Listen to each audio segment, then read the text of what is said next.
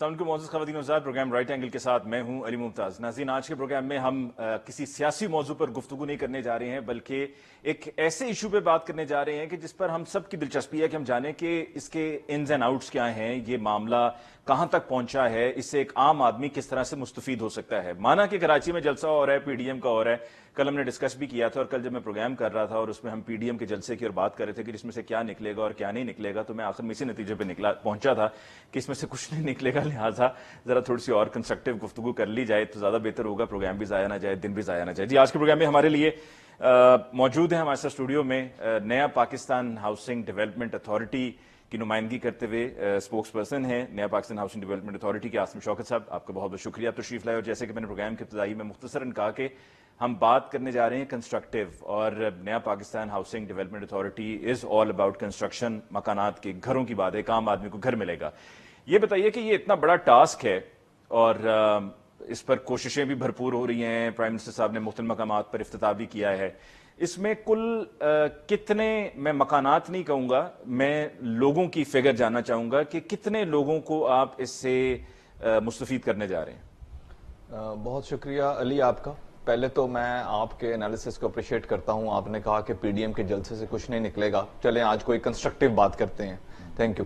اچھا، اب جہاں تک تعلق ہے آپ کے سوال کا، دیکھیں دس از ٹرو کہ یہ ایک بہت ہی بڑا چیلنج تھا اس حکومت کے لیے جب ہم آئے، کیونکہ دو تین چیزیں ایسی تھیں کہ جو کہ آج سے پہلے یا اس حکومت سے پہلے پاکستان کی 73 سالہ تاریخ میں کبھی بھی نہیں تھیں۔ فار ایگزامپل کہ پاکستان کی تاریخ میں یہ کبھی ممکن نہیں تھا کہ کوئی مارگیج کا لا ہوتا اور بینکس جو تھے وہ غریب آدمی کو بھی قرضہ دیتے۔ بینکس جو تھے وہ آج سے پہلے یا اپنے امپلائیز کو قرضہ دیتے تھے یا پھر وہ انڈسٹریل سیکٹر کو قرضہ دیتے تھے۔ پہلی دفعہ ایسی چینجز لائی گئیں، اس طرح کا ماحول کیا، لیگل فریم ورک تیار کیا گیا کہ بینکس جو تھا اس میں مڈل اور لوور مڈل کلاس کے لوگوں کو قرضے دینے کا ایک وہ سسٹم بنایا گیا۔ تو نمبر ایک۔ نمبر دو یہ کہ ہم چاہتے تھے کہ جو پرائیویٹ بلڈرز ہیں، لینڈ ڈیولپرز ہیں اور کنسٹرکشن کمپنیز ہیں وہ آگے آئیں اور وہ زیادہ سے زیادہ لو کاسٹ ہاؤسنگ یونٹس بنائیں جو لوگوں کو دیے جا سکیں، کیونکہ دنیا میں کہیں بھی یہ ممکن نہیں ہے کہ حکومتیں گھر بنائیں اور وہ لوگوں کو بانٹیں۔ یعنی کہ آپ نے یہ واضح کر دیا کہ یہ گھر جو ہے وہ حکومت نہیں بنا رہی ہے، یہ آپ کے جو پہلے سے طے شدہ یا اپرووڈ آپ کے جو کنسٹرکشن کے لوگ ہیں جن کو آپ نے فلٹر کیا ہوگا اور پھر اس کے بعد ان کو اجازت دی گئی ہوگی، وہ بنائیں گے؟ نہیں، اس طرح ہے کہ کوشش یہ تھی کہ زیادہ سے زیادہ کنسٹرکشن کے پروجیکٹ شروع ہوں جس میں گورنمنٹ ڈیولپمنٹ اتھارٹیز بھی گھر بنائیں، اور at the same time private builder جو ہیں، کوئی اپروو نہیں ہے، کوئی بھی پرائیویٹ بلڈر جو ہے وہ آ کے گھر بنا سکتا ہے۔ اس میں آپ سے ایک منٹ لوں ایکسپلین کرنے کے لیے۔ نیگوشیٹڈ پروکیورمنٹ پالیسی ہماری ایک ایسی پالیسی تھی جس میں ہم نے انوائٹ کیا کہ پرائیویٹ بلڈرز اور کنسٹرکشن کمپنیز اپنی زمین لے کر آئیں، وہ خود گھر بنائیں اور وہ لوگوں کو دیے جائیں۔ اس میں یہ ہے کہ جب بھی کوئی کنسٹرکشن کمپنی آتی ہے نیفڈا کے پاس تو نیفڈا اس کو تین چیزوں پہ ایویلویٹ کرتی ہے۔ نمبر ون، ہم دیکھتے ہیں کہ ٹائٹل کلیئر ہو۔ نمبر دو، ہم دیکھتے ہیں کہ زمین لیویبل ہو، کہیں جنگل میں تو گھر نہیں بن رہے۔ نمبر تین، ہماری ایک اپر سیلنگ ہے گھر کی، کسی بھی لو کاسٹ ہاؤسنگ یونٹ کی قیمت 27 لاکھ سے اوپر نہیں ہونی چاہیے۔ جب ہم ان تین چیزوں پر مطمئن ہو جاتے ہیں تو ہم اس کیس کو ریفر کر دیتے ہیں کنسٹرکشن کمپنی کی اپنے چوائس کے بینک کی طرف۔ بینک اگین اس کی لیگل فیزیبلٹی دیکھتی ہے، فائنینشیل فیزیبلٹی دیکھتی ہے، اس کا آرکیٹیکچر دیکھتی ہے، پروجیکٹ کو دیکھتی ہے۔ ونس اٹ از اپرووڈ یا ریجیکٹ، پھر بینک اپنی ولنگنس اور ادروائز شو کرتا ہے، اس کے بعد ٹرائی پارٹائٹ ایگریمنٹ ہو جاتا ہے نیفڈا میں، بینک میں اور پروجیکٹ۔ یہ واضح کیجئے گا کہ جو بھی کوئی اس کے لیے اپلائی کرنے جا رہے ہیں وہ بینک میں اپلائی کریں گے، وہ بینک کو اپنی ڈاکومنٹس دیں گے اور بینک کے ذریعے حاصل کریں گے؟ نہیں، آپ کن کی اپلیکیشن کی بات؟ جو کوئی مکان اپنا لینا چاہ رہا ہے نیا پاکستان ہاؤسنگ پروجیکٹ کے تحت، تو اس کو کیا وہ بینک سے رجوع کرے گا؟ اچھا دیکھیں، دو طریقے ہیں۔ یہ جو لو کاسٹ ہاؤسنگ یونٹ کی بات ہے وہ نیفڈا کو اپلائی کرے گا، ہمارا وہاں ایک مکمل ممبر مینجمنٹ یونٹ ہے۔ ٹھیک ہے۔ ایکچولی ہو کیا رہا ہے، ہوتا یہ ہے کہ جب کوئی گھر بن جاتے ہیں، سپوز 10,000 گھر جو ہے وہ کسی پرائیویٹ بلڈر نے بنانے کا ارادہ کیا ہے، ہم اس کو بتاتے ہیں کہ ہمارے پاس 1000 کلائنٹ ہیں، یعنی کہ پروجیکٹ بننے سے پہلے، پروجیکٹ شروع ہونے سے پہلے ہی ہم اس کو گاہک دے دیتے ہیں۔ یہ جو میں نے ابھی آپ کو نیگوشیٹڈ پروکیورمنٹ پالیسی بنائی ہے، کہ بینکس، پھر جو لوگ بینکس کی طرف جا رہے ہیں وہ کون سے لوگ ہیں؟ وہ ہیں کہ جو XYZ لاہور، کراچی، اسلام آباد، پورے پاکستان میں किसी भी मकाम पे कोई घर खुद से सिलेक्ट करते हैं और उसको वो नया पाकिस्तान हाउसिंग प्रोजेक्ट के तहत ले लेते हैं, क्या ऐसा सिलसिला है? जी अच्छा अली, आपने अच्छा सवाल किया, शायद ये लोगों को क्लियर कर सके। दो चीजें हैं, एक है GMSS, ये जो अभी आप बात कर रहे हैं, इसे कहते हैं गवर्नमेंट मार्कअप सब्सिडी स्कीम। यानी गवर्नमेंट ने बैंक्स को परस्यू किया है कि आप लोगों को सस्ते कर्जे दें। यानी मार्केट में जो कर्जों का रेट 11 से 12% चल रहा है, हम 5 मरले के लिए पहले 5 साल में 3% पे वो कर्जा देते हैं और अगले 5 साल के लिए 5% पे वो कर्जा देते हैं। इसी तरह 10 मरले के लिए ये जो रेशो है ये 5% और 7% है। ये है बैंकों से कर्जे की रेशो।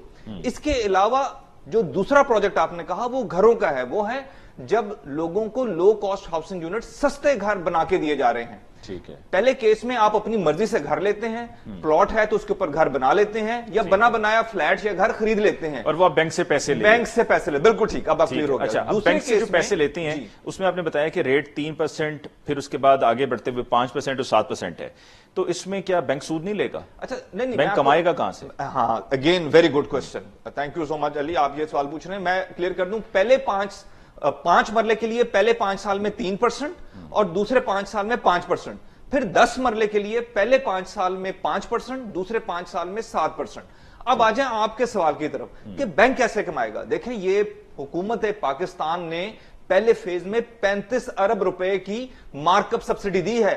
यानी बैंक जो है वो पूरा पैसे चार्ज करता है 11%, अवाम को 3%, 5% और 7% देना पड़ता है। बकिया मानदा रकम जो है वो हुकूमत पाकिस्तान बैंक को देती है। अच्छा जी ठीक, यानी कि वो हुकूमत पाकिस्तान वहां पर फैसिलिटेट कर रही है लोगों को, बैंक को भी फायदा होगा, Exactly, इसमें बैंक नुकसान में नहीं है। नो। मतलब ऐसा नहीं है कि वो पाकिस्तानियों की खिदमत के लिए चल पड़े हैं और अपना उन्होंने सूद छोड़ दिया है। बैंक्स जो हैं वो अपना करेंगे, कमा रहे हैं, और जो एक आम आदमी है वो इस अंडरस्टैंडिंग की वजह से जो गवर्नमेंट और बैंक्स के दरमियान है वो उससे मुस्तफीद हो रहा है, उसको अपना घर मिल जाएगा। बैंक को बिजनेस मिल रहा है और लोगों को सस्ता कर्जा मिल रहा है, सस्ता कर्जा मिल रहा है। दूसरी और तरफ मुल्क में हाउसिंग की इंडस्ट्री, कंस्ट्रक्शन इंडस्ट्री फरोग पा रही है। आपने कहा कि बाकी आपने कहा कि नया पाकिस्तान हाउसिंग डेवलपमेंट अथॉरिटी की तरफ से क्लाइंट्स आपके पास आते हैं, एप्लीकेशंस आती हैं, फिर आप आगे जो बिल्डर्स हैं आप उनको कहते हैं जी हमारे पास इतने लोग हैं, आप ज्यादा से ज्यादा, जैसे कि आपने कहा 27 लाख रुपए का आपने घर बनाकर देना है, उसमें फ्लैट्स भी शामिल हैं? जी, ये फ्लैट्स ही होंगे, फ्लैट्स ही multi storey building, multi storey building होगी, ग्राउंड +3, राइट। ठीक है। अब इसमें बिल्डर को जब आप कहेंगे कि 27 लाख रुपए की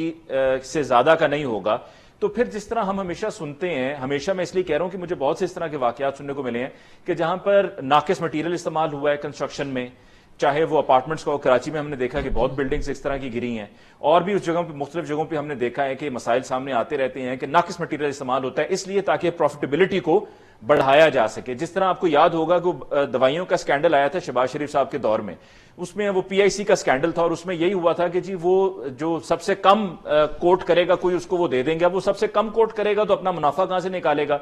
मुनाफा निकालने के लिए फिर वहां पे नीचे कोई डंडी मारेगा, तो इसमें भी कुछ ऐसा हो सकता है। अच्छा देखें, अगेन ये कंसर्न बड़ा वैलिड है, लेकिन इसको एड्रेस करने के लिए नैफडा ने ना मुतअद्दिद इंतजाम किए हैं। नंबर 1, नैफडा का अपना एक मॉनिटरिंग यूनिट है जिसमें बड़े हाईली सीनियर और एक्सपीरियंस लोग मौजूद हैं, जो कोई भी प्रोजेक्ट जब अप्रूव होता है और बनना शुरू होता है उसकी मॉनिटरिंग शुरू कर देता है। इसलिए तमाम तर जिम्मेदारी जो है वो नैफडा भी लेता है उसकी। नंबर 2, ये कीमत को नीचे लाने के लिए मटेरियल नाकस नहीं किया जाता। कीमत को नीचे लाने के लिए जो आपके प्राइवेट बिल्डर्स हैं और कंस्ट्रक्शन कंपनीज हैं उनको नैफडा फैसिलिटेट करता है। 2-4 इंपॉर्टेंट चीजें जो हैं, सबसे पहले उनको टैक्स रिबेट दिए जाते हैं, कोई विद होल्डिंग टैक्स नहीं है मटेरियल पे, कोई विद होल्डिंग टैक्स नहीं है सर्विसेज पे। फिर एक है फिक्स रिजीम टैक्सेशन। ये जो अपने बिल्डर्स थे ना, इनका बहुत ही कॉम्प्लेक्स किस्म का टैक्स सिस्टम था, हमने उस तमाम को खत्म करके इनको फिक्स टैक्सेशन रिजीम में डाला है, जो कि स्क्वायर फीट के हिसाब से इनको टैक्स चार्ज होता है। फिर कंस्ट्रक्शन को इंडस्ट्री का दर्जा दिया है ताकि इनकी जो मशीनरी है वो 0 ड्यूटी पे या बहुत ही कम ड्यूटी पर इंपोर्ट कर सकें। फिर बेशुमार चीजें जो हैं, इसमें हम एक ऐसा कंड्यूसिव एनवायरनमेंट बन रहा है कि जो फॉर एग्जांपल NOCs जो हैं वो उसमें नैफडा फैसिलिटेट करता है। वन विंडो डिजिटल के लिए जो पोर्टल्स हैं वो बनाए जा रहे हैं। टाइम लिमिट भी है बिल्डर्स के लिए, कितने टाइम में आपने इसको मुकम्मल करना है? अगेन जी बिल्कुल, 18 से 24 माह के अंदर अंदर एक जो project low cost housing unit का घरों का शुरू होता ہوتا ہے وہ 18 ماہ سے 2 سال کے اندر اندر فنیشنگ اس کی جو گراؤنڈ بریکنگ ہے اس سے لے کے فنیشنگ تک وہ کمپلیٹ. اور اگر مکمل نہیں کرتے تو آپ ان کو کوئی فائن بھی کرتے؟ نہیں، دیکھیں ہمارا پراپر مانیٹرنگ یونٹ ہے جو ڈے ٹو ڈے بیس پہ مانیٹرنگ اور ان کے ساتھ انگیج ہوتا ہے. ابھی جتنے بھی پروجیکٹ شروع ہوئے ہیں اس میں ابھی وہ ٹائم مکمل نہیں ہوا، اس لیے کوئی پرٹیکولر ایگزامپل اس طرح تو نہیں، لیکن ابھی تک تمام جو پروجیکٹس ہیں they are on the mark. لیکن ڈیڈ لائن کو میٹ کرنے کے لیے کچھ نہ کچھ تو ایسا ہونا چاہیے نا، تاکہ ان کو بھی پتا ہو کہ ہم نے ڈیڈ لائن کو میٹ کرنا ہے، اگر ہم نہیں کریں گے تو ہمارے لیے کچھ پرابلم بھی ہو سکتی ہے. بیکاز آپ تو ان کو ہر طرح سے فیسیلیٹیٹ کر رہے ہیں، لیکن اس معاملے میں ان کو بھی تو چاہیے نا کہ وہ ڈیڈ لائنس کو میٹ کریں، تاکہ ایک عام آدمی کو پریشانی کا سامنا نہ کرنا پڑے، اس کو گیون ٹائم کے اندر اس کا گھر، اس کا مکان مل جائے. اچھا، اس میں دیکھیں سب سے بڑا انسینٹو تو بلڈر کو خود ہی ہے، کیونکہ اس کا گاہک تو پہلے سے ہی تیار ہے. جیسے ہی وہ گھر کمپلیٹ کرے گا اس کا گاہک موجود ہے، وہ اپنے پیسے. اچھا چلے دو تین آخری سوالات، بڑے عام سوالات ہیں. ایک تو یہ کہ کہیں ایسا تو نہیں ہے کہ اس میں کوئی مخصوص گروپ آف بلڈرز کو آپ اس میں فیسیلیٹیٹ کر رہے ہیں اور ان کے لیے آپ ان کو ایک کاروبار کی اپرچونٹی فراہم کر رہے ہیں؟ اچھا، یہ ممکن ہی نہیں ہے، چونکہ جو بلڈر سب سے پہلے تیار ہوگا کہ وہ اپنی لینڈ لے کر آئے گا اور سستا گھر بنانے کے لیے، ہم تو چاہتے ہیں آپ بھی آ جائیں. ایکس وائی زیڈ جتنے لوگ سستا گھر بنانے کے لیے تیار ہیں ہماری لمیٹیشنز کے مطابق، اس میں مٹیریل کی لمیٹیشنز ہیں، اس کے اندر لیویبلٹی کی لمیٹیشنز ہیں، اس میں ٹائٹل کی لمیٹیشنز ہیں، جو بھی ہماری لمیٹیشنز کے مطابق سستا گھر بنانے کو تیار ہے، اے ٹو زی تمام لوگ آ جائیں. جتنے زیادہ سستے گھر بنیں گے اتنی زیادہ عوام فیسیلیٹیٹ ہوگی.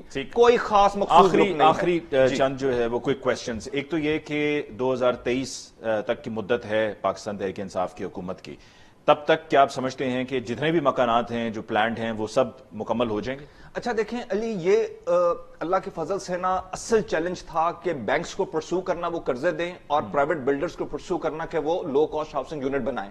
یہ اصل چیلنج تھا. اس کے لیے جتنی لیجسلیشن ریکوائر تھی، جتنے تمام انسٹیٹیوشنز کو آن بورڈ لے کر آنا، نیفڈا انسٹیٹیوشن بنانا، یہ چیزیں الحمدللہ اب تیار ہو گئی ہیں، ختم ہو گئی ہیں. اب دھڑا دھڑ آپ دیکھ رہے ہیں کہ پرائم منسٹر عمران خان جو ہے وہ روز نئے ایک پروجیکٹ کا افتتاح کر رہے ہیں، اور ملک میں ہاؤسنگ اور کنسٹرکشن 4000 ارب روپے کی کنسٹرکشن شروع ہو چکی ہے، جس کے نتیجے میں 7 لاکھ جابز کریٹ ہونے جا رہی ہیں. اب کس وقت کتنے گھر کمپلیٹ ہوتے ہیں یہ ارریلیونٹ ہے. نہیں، ٹارگٹ تو ہوگا نا کہ ہماری till the completion of the tenure of the government, تب تک جو ہے وہ کتنے مکانات. اصل میں دیکھیں ہمارا تو ٹارگٹ اور پلیج یہ تھا کہ ہم لوگوں کو 50 لاکھ گھر بنا کے دیں گے. ہمارا اس ٹینیور میں نہیں بنتا تو اگلی حکومت انشاءاللہ ہماری ہے، ہم اس میں کمپلیٹ کر دیں گے. اچھا، طے ہو گیا؟ بالکل انشاءاللہ. اور کوئی چوائس نہیں ہے نا. اگلی حکومت ہماری. یہ بتائیں ایک ایپلیکینٹ کی اپلیکیشن کو فائنلائز کرنے میں کتنا ٹائم لگے گا from the day he submits the application? اچھا دیکھیں، اگین اگر آپ G M S S government mark up subsidy scheme کی بات کر رہے ہیں تو اس کے اندر ہم کوشش کر رہے ہیں کہ 1 ماہ کے اندر اندر بینک آپ کو یس اور نو بتائیں. اگر آپ کے تمام ڈاکیومنٹس پورے ہیں، تمام فارمیلٹیز پوری ہیں، تو بینکس میں جب آپ اپنی اپلیکیشن سبمٹ کرا دیتے ہیں، سبمیشن سے 1 ماہ کے اندر اندر آپ کا قرضہ یا اپروو ہوگا یا پھر آپ کو ریجیکٹ کیا جائے گا. اچھا، دوسری میں ابھی تک 2 سے 3 رجسٹریشنز ہو چکی ہیں، 2 رجسٹریشنز ہو چکی ہیں. اس کے نتیجے میں 20 لاکھ لوگوں نے اپلائی کیا تھا. بینکیبل اپلیکینٹس جو ہیں وہ 4 سے 5 لاکھ لوگ ہوں گے. اب چونکہ آئے روز نئے پروجیکٹس بنتے جا رہے ہیں اور نئے اپلیکینٹس کی ضرورت ہے، بہت جلدی ہم نئی اپلیکیشن کی طرف جا رہے ہیں. پہلے پیپر پہ تھی، اب کوشش کر رہے ہیں کہ فری آف کاسٹ ہو اور آن لائن ہو، اور اس کو ہم جلد از جلد جو ہے نادرا سے، چونکہ ہم کوشش کرتے ہیں کہ پورسٹ آف دا پور، جو موسٹ ڈیزرونگ آدمی ہے، اس کو سستا گھر دیا جائے. اس لیے اس کو ایک فلٹر سے گزرنا پڑتا ہے کہ کہیں کوئی ہم سے فراڈ تو نہیں کر رہا، کہیں کوئی امیر آدمی 5-10 گھر لے کے اس میں تو بزنس نہیں کرنا چاہ رہا. چونکہ دیکھیں آج کل کے دور میں ایسا کر رہا ہے تو اس کے بارے میں بتانے والے کو کوئی انعام بھی ملے گا؟ نہیں، ابھی اس طرح تو نہیں ہوا، لیکن فلٹر اتنے سخت ہیں کہ آپ کا پی ٹی سی ٹیلی کمیونیکیشن اتھارٹی بلز چیک کرتی ہے، نیکٹا جو ہے وہ اس کو چیک کرتی ہے، بینکس چیک کرتے ہیں، پھر آپ کے جو سفسٹیکیٹڈ ایمونیشن ہے اس کے ویپنز چیک ہوتے ہیں، آپ کی گاڑیوں کے لائسنس چیک ہوتے ہیں، آپ کا پاسپورٹ چیک ہوتا ہے. آپ یہ کہہ رہے ہیں جی میں غریب آدمی ہوں، مجھے 27 لاکھ کا گھر دے دیں، لیکن آپ ہر گرمیوں کی چھٹیاں لنڈن منانے چلے جاتے ہیں، یہ چیزیں چیک ہوتی ہیں. کوشش یہ ہے کہ میں یا آپ جیسے آن لائٹر نوٹ امیر لوگ جو ہیں وہ اس گھر سے مستفید نہ ہو سکیں 27 لاکھ والے. اچھا، اور مجھے آخر میں صرف یہ بتا دیں کہ اگر بینک کے ذریعے کوئی بھی اپلائی کرے گا تو بینکس تو پھر پوچھتے ہیں کہ جی آپ کی، اگر آپ مزدور آدمی ہیں یا کوئی ایسا آدمی ہے جس نے اپنی دکان ڈالی ہوئی، اس کے پاس पास उसका कस्टमर आता है, कैश का लेन देन है उसका, और उसका मकान अभी किराए पर, वो चाहता है मुझे मेरा मकान बन जाए मेरा, तो वो फिर बैंक्स को कैसे सेटिस्फाई करेगा कि मेरी इतनी इनकम है और मैं आपको पे बैक भी करूंगा ऑन अ मंथली बेसिस जो भी मेरी अमाउंट बनती होगी? अली, मुझे आप बार बार मजबूर कर रहे हैं, लोग कहीं ये ना कहीं ये नूडा कुश्ती है कि आपने 3-4 इतने अच्छे क्वेश्चन पूछनी है कि इतने कम टाइम में। अगेन ये बड़ा वैलिड कंसर्न था इमरान खान साहब का कि नॉर्मली जो गरीब आदमी होता है वो शायद बैंक से डील ही नहीं करता, उसके पास ना इतना टाइम होता ना वो इतना शऊर होता है, उसको कैसे हम अकोमोडेट कर सकेंगे? मतलब कोई डेंटर है, पेंटर है, मैकेनिक है, कोई और एसी ठीक करता है, कोई सब्जी फरोश है, कुछ उसके लिए नैफडा और स्टेट बैंक ने बड़ी मेहनत की और एक सिस्टम अब डिवाइस किया है, उसे कहते हैं proxies and asset system. Proxy क्या है कि अगर आप किसी घर में रहते हैं और उसका किराया दे रहे हैं तो आपके किराए से एवेल्युएट किया जा सकता है कि आप कुछ ना कुछ तो पैसे कमाते हैं ना जो इतना किराया दे रहे हैं। आपके 3-4 बच्चे हैं, वो किसी स्कूल में पढ़ते हैं और उसकी फीसें जा रहे हैं, तो हम या बैंक एवेल्युएट कर सकता है कि भाई ये मुसलसल पिछले 5 साल से बच्चों की स्कूलों की फीसें दे रहा है, तो कुछ ना कुछ तो कमाता है। या आपके घर में कोई 2-4 एसी लगे हैं, सुई गैस का चूल्हा लगा है, यूटिलिटी बिल्स जो हैं वो आ रहे हैं, आपके मोबाइल का जो आप बिल देते हैं वो पीटीए से लिया जा सकता है कि हर महीने आप 15-20 हजार या 5-10 हजार के 2-3 मोबाइल्स का बिल ले लेते हैं, उसको अकोमोडेट किया जा सकता है। या फिर कोई घर में किराने की दुकान है गली में, आपका मुसलसल हर माह उसका एक बिल जाता है। ये वो प्रॉक्सीज हैं जिनको कंसिडर करके ये अंदाजा लगाया जा सकता है कि आप कुछ ना कुछ पैसे कमाते हैं और इतनी आपकी वर्थ है, इतना आपको कर्जा दिया जा सकता है। बहुत बहुत शुक्रिया आसिम शौकत साहब तशरीफ लाए, और नया पाकिस्तान हाउसिंग डेवलपमेंट अथॉरिटी के हवाले से हमने अहम सवालात पूछे और हम ये जानना चाह रहे थे, समझना चाह रहे थे कि प्रोजेक्ट है क्या, और in the days to come government कहती है, अभी भी जो तकरीब हुई 3 साल तकरीब हुकूमत की 3 इयर्स कंप्लीशन पे, उसमें भी ये कहा जा रहा था कि हमने काम बहुत किया है पर हम ये शो नहीं कर पाए। तो वो शो कराने के लिए गवर्नमेंट को फिर जाहिर सी बात है बताना भी होगा, दिखाना भी होगा। मुझे अभी तक कहीं पे भी कोई जो अपार्टमेंट्स बने वो देखने का मौका नहीं मिला, मैंने बल्कि आसिम शौकत साहब से बात कही भी है।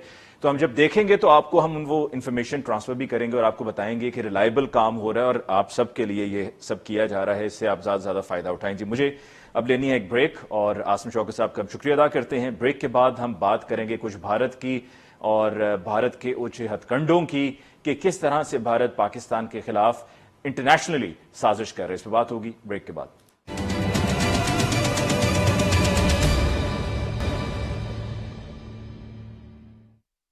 नाज़रीन, ब्रेक के बाद एक दफा फिर आपको कहते हैं खुशामदीद। आज के प्रोग्राम में वक्फे से पहले हम नया पाकिस्तान हाउसिंग डेवलपमेंट अथॉरिटी के हवाले से बात करें, तो वक्फे के बाद हम बात करेंगे भारत के और भारत के उन ऊंचे हथकंडों की कि जो भारत से हम एक्सपेक्ट भी करते हैं और गुज़श्ता कई सालों से भारत ये करता चला आ रहा है। एक प्रोपेगेंडा शुरू किया हुआ, एक हाइब्रिड वॉरफेयर का दौर है और पाकिस्तान से बाहर पाकिस्तान को बदनाम करने की कोशिश की जा रही है, चाहे वो फैटफ के जरिए हो, चाहे वो बरतानिया में हो, चाहे वो अमेरिका में हो, चाहे वो यूरोपियन पार्लियामेंट के जरिए हो। लेकिन ऐसे पाकिस्तानी मौजूद हैं जो भारत की इन कोशिशों पर उनको मुंह तोड़ जवाब देते हैं, जिसकी वजह से उनको मिर्चें लगती हैं और उनकी हालत इतनी खराब हो जाती है कि उनके अखबारात और उनके चैनल्स चीख उठते हैं और फिर बार बार नाम ले लेकर कहते हैं कि ये हमारे लिए एक मसला बन गए हैं। और इनकी शिकायत वहां पर जिस मुल्क में वो मौजूद हैं और पाकिस्तान के लिए, कश्मीरियों के लिए आवाज उठा रहे हैं, इनके खिलाफ शिकायत की जाए और इनके खिलाफ कोई एक्शन लिया जाए।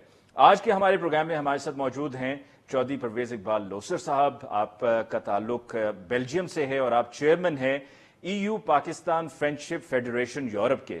चौधरी साहब, आपका बहुत बहुत शुक्रिया कि आप तशरीफ लाए।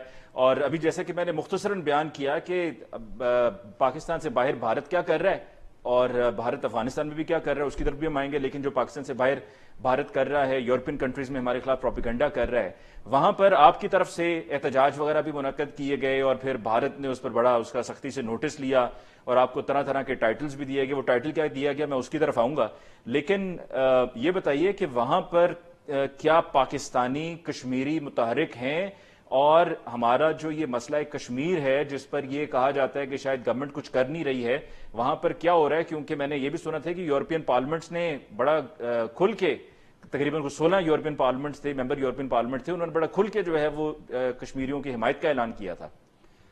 थैंक यू अली मुमताज भाई, सबसे पहले आपका और आपके टीवी का शुक्रिया। अभी आपने अपने जैसे इंट्रो में कहा, भारत जो है अपने हाथ से कोई मौका भी जाने नहीं देता है पाकिस्तान को बदनाम करने में इंटरनेशनली। जैसे आपने फैट का जिक्र किया कश्मीर के ऊपर, अभी इसका हम थोड़ा सा अगर कुछ महीने पीछे चले जाएं, 9 दिसंबर 2020 को EU डिस इन्फो लैब ने दुनिया की सबसे फेक मीडिया इंडस्ट्री इंडिया की पकड़ी, जिसमें हजारों की तादाद में वो वेबसाइट चला रहे थे, जेली NGO बना रहे थे, और जिसमें ऐसे ऐसे लोग थे। मैं आपको एक मिसाल दे देता हूं, एक बंदा 2006 में इस दुनिया से चला जाता है, 2010 में उसके नाम से आर्टिकल लिखे जाते हैं पाकिस्तान के खिलाफ, और एक दो कॉन्फ्रेंस में बताया जाता है कि वो बंदा वहां मौजूद था। अभी जब हम तो 2006-07 से, मैं या ओवरसीज पाकिस्तानी या हमारी फेडरेशन जो है, हम 2006 से ये मुख्तलिफ टाइमों पे बता रहे थे, इंडिया जो है बलूचिस्तान के ऊपर, कश्मीर के ऊपर, गिलगित बल्तिस्तान के ऊपर जो हरकतें कर रहे थे। लेकिन जब 2020 में दिसंबर में EU डिस इन्फो लैब ने इनका भयानक चेहरा दुनिया के सामने नंगा किया, अभी जैसे आपने अपने इंट्रो में कहा कि मैं उनके अखबारात की जीनत बना, मैंने पढ़ा, मैंने कहा वहां पर अखबारात में आपका नाम जो है वो सुर्खियों में आ रहा है, तस्वीरें छापी जा रही हैं, और मुख्तलिफ शख्सियात के साथ आपकी तस्वीरें जो हैं वो भी भारतीय अखबारात में छापी जा रही हैं। तो मामला क्या है? देखिए, एक चीज तो मैं बड़े फख्र से कहता हूं कि नरेंद्र मोदी और उसकी RSS, उनको कोई खौफ है मुझसे। उनको ये पता है कि ये कोई काम कर रहा है, या ये फेडरेशन या गयूर पाकिस्तानी और कश्मीरी कोई ऐसा काम कर रहे हैं जो उन्होंने अपने अखबारात में, अपने टीवियों में, फिर वो यूरोपियन अदारों को, यूरोपियन इंस्टीट्यूट को वो सारी इंफॉर्मेशन देने की कोशिश की। लेकिन अल्हम्दुलिल्लाह मैं बड़े फख्र से कहता हूं कि मैं इंडिया का भयानक चेहरा दुनिया को दिखाऊंगा, वो कुलभूषण की शक्ल में हो, वो अभिनंदन की शक्ल में हो, या उनका जो सिक्योरिटी एडवाइजर है उसकी शक्ल में हो। क्योंकि जब तक हम इंटरनेशनल कम्युनिटी को ये बताने में कामयाब नहीं होंगे कि इंडिया असल खेल क्या खेल रहा है। इंडिया ने हमेशा गलत प्रोपेगेंडा किया, लेकिन इसमें हमारी आपस में जो तकसीम है ना, ये भी हमें नुकसान देती है, क्योंकि हमें मसला कश्मीर जो है ये कोई जमीन का तनाजा नहीं है, ये कोई दो फरीकों के दरमियान प्रॉब्लम नहीं है, ये 1,35,00,000 इंसानों का मामला है। अच्छा, इसमें चौधरी परवेज इकबाल साहब, जो मैंने वो खबर सारी पढ़ी जो एक से ज्यादा अखबारात में भारत में शाया हुई और टेलीविजन पे भी प्रोग्राम्स भी नशर हुए, उसमें तो आपको टेरर फाइनेंसिंग के साथ भी जोड़ दिया गया है। देखिए, असल में मैं आपको बताऊं, मैं इसके ऊपर उनको कोर्ट में भी ले गया हूं, मैंने कोर्ट में केस किया है उनकी अखबारात के ऊपर। लेकिन ये तो मैं आपको बताऊं ना कि ये 1.25 अरब की आबादी और दुनिया को बड़े ताकतवर ट्रेडर कहने वाले जो हैं, एक पाकिस्तानी से डरते हैं।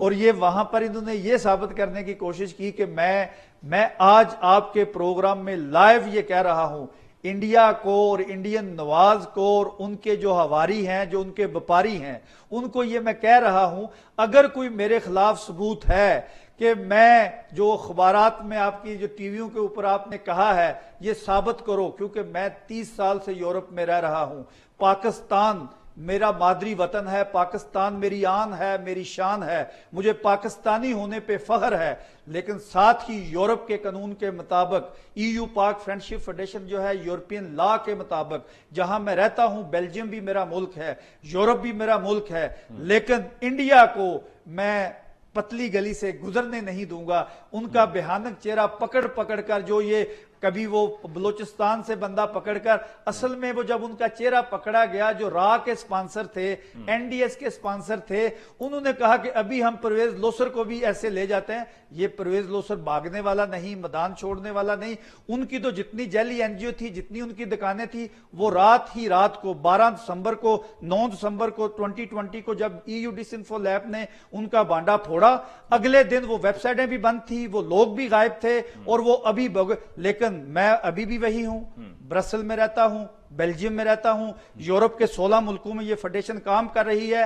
अगर इनके पास कोई प्रूफ है, ये जो गिद्दड़ बौंकियां लगा रहे हैं, ये जो अपने टीवियों पे, अखबारात पे लिख रहे हैं, आए मेरा मुकाबला करें और इंटरनेशनल कम्युनिटी को ये बताएं। क्योंकि मैं कश्मीरियों के केस का वकील हूं। जैसे मेरे पाकिस्तान के प्राइम मिनिस्टर ने कहा था कि हर पाकिस्तानी कश्मीर का सफीर है। ٹھیک، یہ بھی بتائیے گا یہ جو EU ڈس انفو لیب ہے یہ بھی بے نقاب آپ ہی نے کی تھی؟ یہ میں 2007 سے میرے وہ یورپین پارلیمنٹ کے اندر جو ہے میں نے ٹاک شو کیے، یہاں پر اپنی گورنمنٹ کو، ہر گورنمنٹ کو لیٹر لکھے، اپنی امبیسیز کو بتاتے رہے، لیکن ایک چیز ہے جو ہم کہہ رہے تھے، ہماری بات کو ہلکا لیا جا رہا تھا۔ جب یورپین ایک ادارے نے، EU ڈس انفو لیب نے جب وہ چیزیں کھولی تو تب میں نے اپنے 2005 کے 7 کے 9 کے 11 کے سارے وہ ویڈیو کلپ اور وہ اخباروں کے بیانات جو ہیں پھر دنیا کو دکھائے کہ ہم یہ نہیں ہے کہ ہم سوئے ہوئے تھے۔ لیکن جب انٹرنیشنل کمیونٹی کے ایک NGO EU ڈس انفو لیب نے کہا تو دنیا نے ماننا شروع کر دیا، کیونکہ ہمارے خلاف انڈیا نے اتنا پروپیگنڈا کر دیا تھا، ہمارے جھوٹ کو، ہمارے سچ کو بھی وہ جھوٹ سمجھتے تھے۔ ٹھیک، ہمیں جی وقفہ لینا ہے، اور وقفے کے بعد ایک بڑا اہم سوال آپ سے میں نے اقبال لوثر صاحب پوچھنا ہے، اور وہ یہ ہے کہ جو بھارتی اخبارات میں خبر شائع ہوئی ہے اس میں یہاں تک کہا گیا ہے، ایک تو آپ کی پرویز مشرف صاحب کے ساتھ تصویر جو ہے وہ بھی چھاپی گئی، اور یہاں تک کہا گیا ہے کہ آپ کا تعلق ISI سے ہے۔ یہ بات کس حد تک درست ہے؟ اس پہ بات ہوگی وقفے کے بعد۔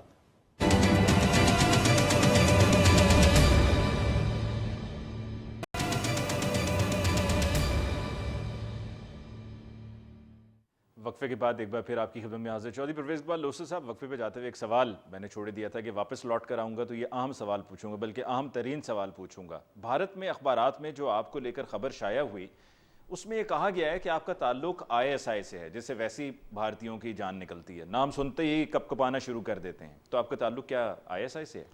دیکھیں میں آپ کو ایک بات بتاؤں، ابھی جب را مٹیریل پکڑا گیا، را مٹیریل چوری، ان کی جو فیک میڈیا انڈسٹری ہے، NGO ہے، پاکستان کے خلاف 109 ملکوں میں پراپوگنڈا پکڑا گیا، تو انہوں نے سوچا کہ جیسے ہمارے سپانسر 2 نمبر چور چکے ڈاکو تھے، وہ اپنے دفتر چھوڑ کر بھاگ گئے۔ ابھی ان کو پتہ نہیں ہے، ہر پاکستانی جو محب وطن پاکستانی ہے وہ ISI ہے۔ ISI پاکستانیوں کا فخر ہے، لیکن اگر میں ان کو یہ بار بار کہتا ہوں کہ لکھنے سے نہیں ہے، یہ ثابت کرنا پڑے گا۔ مجھے پاکستانی ہونے پہ فخر ہے، ISI میرے ملک کا ایک مضبوط ادارہ ہے، مجھے اس کے اوپر فخر ہے، مجھے فوج پاکستان کے اوپر فخر ہے، مجھے پاکستان گورنمنٹ کے اوپر، پاکستان اپوزیشن کے اوپر، پاکستان کی تمام قیادت کے اوپر مجھے فخر ہے۔ اگر وہ جو انہوں نے پراپوگنڈا کیا ہے، ان کو خطرہ اصل میں یہ ہے کہ ان کے خوابوں خیالوں میں ISI ہے، ان کو اٹھتے بیٹھتے درنے سخنے ان کو صرف ISI نظر آتی ہے، اور انہوں نے یہ کہا کہ ہم بھی یہ کہیں گے تو یہ بندہ بھاگ جائے گا۔ ان کو یہ پتہ نہیں ہے کہ یہ پاکستان کا پتر ہے، I am proud being a Pakistani, میں پاکستان کا بیٹا ہونے پہ مجھے فخر ہے، اور یہ میں ان کو بار بار وہاں پر چیلنج بھی کر چکا ہوں کہ کوئی ثبوت ہے تو لاؤ۔ ابھی یہ طوطا کہانیوں سے یہ کام نہیں چلے گا۔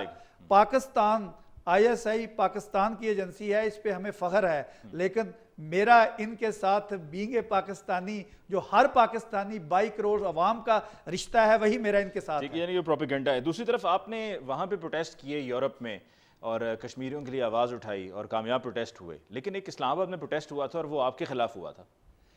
یہ آپ نے بڑا کمال سوال کیا، اور میں آپ کی انفارمیشن کو داد دیتا ہوں۔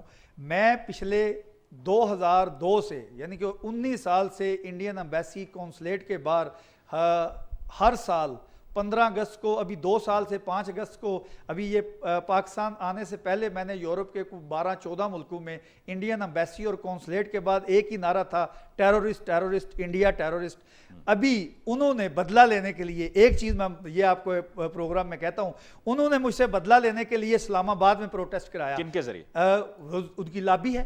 دیکھیں، یہ ایک بات میں آپ کے پروگرام میں کہتا ہوں، اس پہ ابھی ہمیں تھوڑا سا جاگنا چاہیے کہ میں وہاں پر انڈین خبروں میں، انڈین ٹی ویوں پہ انہوں نے مجھے پراپوگنڈا حصہ بنایا، لیکن ان کی پاکستان کے اسلام آباد ہمارے کیپٹل میں لابی ہے۔ اور آپ کے پروگرام کے ذریعے میں ایک اور بات بھی کہنا چاہتا ہوں، بلکہ یہ میں آنریبل پرائم منسٹر کو جب ملوں گا تو سامنے بھی کہوں گا، ان کی لابی پرائم منسٹر آفس تک بھی ہے، پرائم منسٹر آفس تک بھی ہے، پرائم منسٹر آفس تک ہے۔ دس از اے شاک فار می، یہ میرے لیے ایک بہت بڑا شاک ہے کہ اسلام آباد میں پرویز لوثر کے خلاف پروٹیسٹ ہو رہا ہے، کیونکہ وہ پورے یورپ میں، اور پروٹیسٹ کرانے والے جو سو کالڈ 5th जनरेशन वार के हीरो बने हुए हैं, कहते हैं कि हम बड़े पढ़े लिखे हैं। उन पढ़े लिखों की जुबान में जो मेरे लिए उन्होंने इस्तेमाल लफ्ज किए अपने ट्विटरों में, मैं उनको तो निबट लूंगा, देख लूंगा, यूरोपियन कानून के मुताबिक देखूंगा, लेकिन मेरे लिए ये लम्हा फिक्रिया है कि इस्लामाबाद में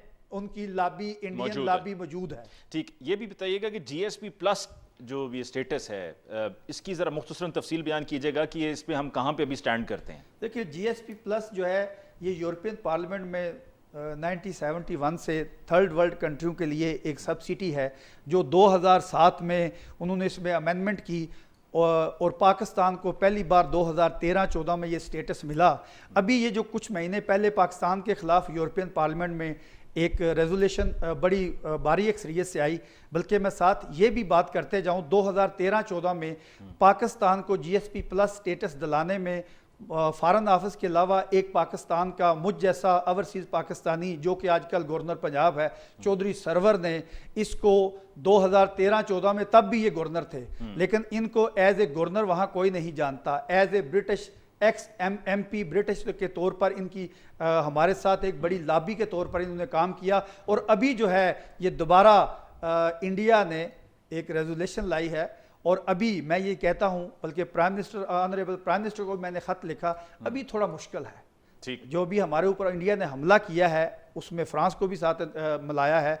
ये एक इंडिपेंडेंट मेंबर है स्वीडन का जो ये रेजोल्यूशन लेकर आया था। अभी फिर मैंने चौधरी सरवर साहब को भी, फॉरेन मिनिस्टर साहब को भी और प्राइम मिनिस्टर को जब मिलूंगा, लेटर में मैंने लिखा है कि हमें अभी चौधरी सरवर जैसे लोगों को यूरोप में 2 से 3-4 हफ्ते वहाँ रखना चाहिए और अपनी लॉबी करनी चाहिए, क्योंकि अभी ब्रेक्जिट के बाद, पहले हमारे पास जब यूके था तो बड़ी लॉबी थी, लेकिन अभी वो उसमें हमारे एक यूरोपियन पार्लियामेंट के वाइस प्रेसिडेंट हैं डॉक्टर फाबियो मसीमो कास्टाल्डो, जो कि हमारे हमेशा से साथ दिया है। और इंशाल्लाह बफज़ल खुदा चौधरी सरवर जाएंगे या और लॉबी जाएगी तो इंशाल्लाह हम कामयाब इंशाल्लाह जी। आपका बहुत बहुत शुक्रिया चौधरी परवेज़ इकबाल लोसर साहब, क्या तशरीफ़ लाए और आपने इतनी अहम सिचुएशन पर हमारे साथ गुफ्तगू की, और आपने हमें बताया कि किस तरह से भारत पाकिस्तान के ख़िलाफ़ बेल्जियम में और दीगर और यूरोपियन कंट्रीज़ में एक पूरे प्रोपेगेंडा कर रहा है, फैटफ के ज़रिए भी और जीएसपी प्लस का भी जो हमारा स्टेटस है, ये तमाम चीज़ें भारत को खटकती हैं और फिर तरह तरह के इल्ज़ामात लगाए जाते हैं ताकि किसी तरीके से पाकिस्तान की जो मकबूलियत है वो कम हो, जो पाकिस्तान का एतमाद है, जो यूरोपियन कंट्रीज़ का पाकिस्तान के ऊपर एतमाद है, वो किसी तरह से ख़त्म हो जाए। तो इसमें हम उनको कामयाब हरगिज़ नहीं होने देंगे। आपका बहुत बहुत शुक्रिया, ये अपनी कोशिशें जारी रखिए ताकि हम डट के इसी तरह से भारत को मुंह तोड़ जवाब देते रहें, हर फ्रंट पे देते रहें। नाज़रीन, मुझे अली मुमताज़ को आज के प्रोग्राम से दीजिए इजाज़त। अल्लाह निगहबान।